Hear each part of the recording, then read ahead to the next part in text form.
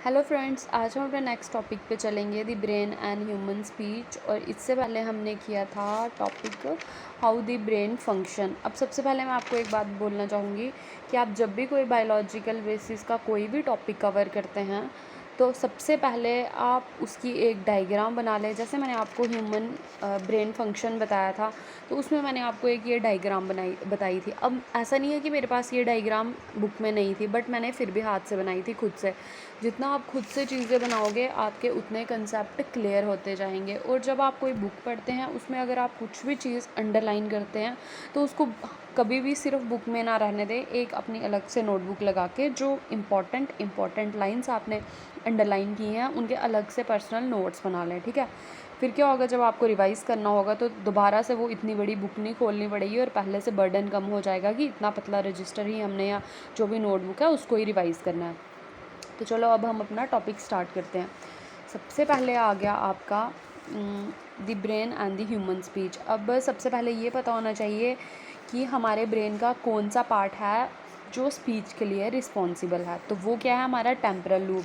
अब temporal loop, अब अगर आप ऐसे करके पढ़ेंगे तो आपका क्या होगा, रिवाइज होता जाएगा जो आपने पढ़ा था structure of brain. Structure of brain में आपने पढ़े थे जो आपका फोर ब्रेन था उसका जो सेरिब्रम था उसके क्या, वो किस में डिवाइड था, फोर लूप्स में डिवाइड था। और सेरिब्रम को हम टेलिएंसिफेलॉन भी बोलते हैं। तो उसके फोर लूप्स में से एक लूप क्या कौन सा था, आपका टेम्परल लूप। वो किसके लिए रिस्पॉन्सिबल है, आपका स्पीच के लिए तो है ही है रिस्पॉन्सिबल, बट वो मेमोरी के लिए भी रिस्पॉन्सिबल है। मेमोरी के लिए क्यों रिस्पॉन्सिबल है वो, क्योंकि जो आपका मेमोरी के लिए, अगर आपको याद होगा तो मेमोरी के लिए आपका कौन सा पार्ट ब्रेन का रिस्पॉन्सिबल है, हिप्पोकैम्पस। और जो हिप्पोकैम्पस है वो टेम्परल लूप के इनर फोल्ड में लोकेट करता है। इसलिए जो आपका टेम्परल लूप है वो आपके मेमोरी के लिए भी रिस्पॉन्सिबल है। कौन कौन सी मेमोरी है, रिवाइज करवा देती हूँ एक बार। आपकी वर्बल मेमोरी, विजुअल मेमोरी और आपकी जीके एंड ऑटोबायोग्राफिकल मेमोरीज़ के लिए। ठीक है, कौन रिस्पॉन्सिबल है, टेम्परल लूप। दूसरा इसका इंपॉर्टेंट क्या आ गया, सबसे पहले कि ये कहाँ लोकेट करता है, हमारे ईयर्स के पास। ठीक है, और दूसरा इसका क्या इंपॉर्टेंट रोल आ गया आपकी लैंग्वेज में, comprehension of spoken language and understanding, या फिर आपका आ गया प्रोडक्शन ऑफ लैंग्वेज। ठीक है, सबसे पहले आ गया जो लेफ़्ट साइड है, लेफ़्ट साइड पे कौन सा एरिया आ गया आपका, वर्निकी एरिया। और राइट साइड पे आप क्या आ गया आपका, ब्रोका एरिया। जो वर्निकी एरिया है वो किसके लिए रिस्पॉन्सिबल है, कंप्रीहेंशन ऑफ लैंग्वेज, यानी कि इसको हम लैंग्वेज डेवलपमेंट पार्ट भी बोलते हैं। मतलब कि अंडरस्टैंडिंग ऑफ लैंग्वेज के लिए कौन रिस्पॉन्सिबल है, आपका वर्निकी एरिया। और ब्रोका एरिया किसके लिए, प्रोडक्शन ऑफ लैंग्वेज। और अगर आपका डैमेज हो रहा है कौन सा, वर्निकी एरिया, तो क्या हो जाएगा, वर्निकी अफेसिया। और अगर आपका डैमेज हो रहा है ब्रोका एरिया तो क्या हो जाएगा, ब्रोका अफेसिया। अब देखो, जो ब्रोका एरिया है ना आपका, अगर ये डैमेज होगा तो क्या होगा, disturb the ability to speak and recognise other organisation of sound.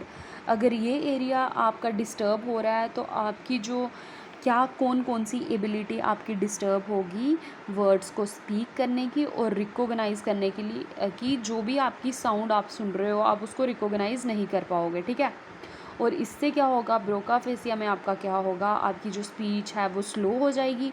जब आप चीज़ों को ऑर्गेनाइज ही नहीं कर पाओगे तो मतलब जो आप स्पीच प्रोड्यूस कर रहे हो वो क्या होगी, ए ग्रामेटिकल होगी, मतलब ग्रामेटिकली वो करेक्ट नहीं होगी। ये किसके केस में होगा, आपका ब्रोका के केस में, ब्रोका अफेसिया के केस में। अब आते हैं हम वर्निकी एरिया पे।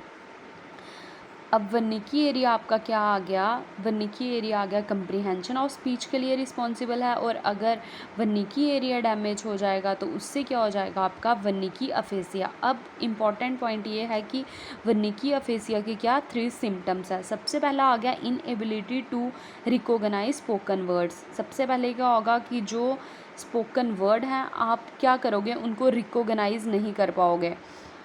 मतलब कि एक वर्ड से आप दूसरा वर्ड भी प्रोड्यूस नहीं कर पाओगे। सेकेंड आ गया आपका inability to understand the meaning of this word. आप जो भी वर्ड बोल रहे हैं, कोई बोल रहा है चाहे खुद बोल रहे हैं, आप क्या कर पाओगे, उसका मीनिंग को उसके मीनिंग को अंडरस्टैंड नहीं कर पाओगे। थर्ड आ गया आपका सिम्टम कि अगर जो आपके थॉट्स हैं उनको आप वर्ड्स में नहीं कन्वर्ट कर पाओगे। मतलब अगर आप कुछ सोच रहे हो कि मैं ये बोल, मतलब जो आपके थॉट्स हैं आप सोच रहे हो, अगर आप बोल के बताना चाहोगे तो आप उसको कन्वर्ट नहीं कर पाओगे अपने थॉट्स को अपनी स्पीच में। अब ये कब कब होते हैं, सबसे पहले अब इसका स्ट्रक्चर देख लो।